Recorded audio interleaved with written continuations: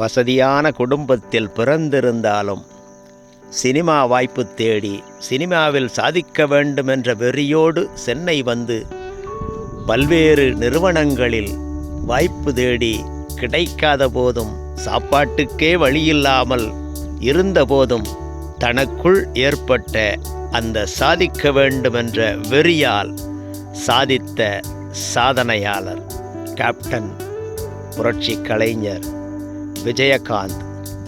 விஜயகாந்திற்கு கிடைத்த அங்கீகாரங்கள்.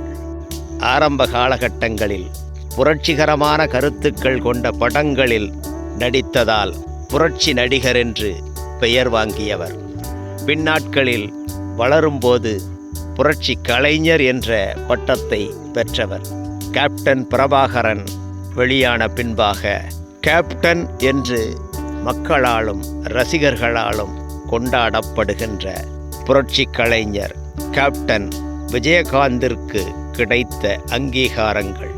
1986 ஆண்டு சிறந்த நடிகருக்கான ஃபிலிம்பேர் விருது. 1988 ஆண்டு சிறந்த கதாபாத்திர நடிகருக்கான சினிமா எக்ஸ்பிரஸ் விருது. 1994 ஆண்டு எம்ஜிஆர் விருது. 2001 ஆண்டு தமிழக அரசின் கலை மாமணி விருது. 2001 ஆண்டு சிறந்த இந்திய குடிமகனுக்கான விருது. அதே 2001 ஆண்டு தமிழ் சினிமாவின் டாப் 10 லெஜண்ட்ஸ் விருது.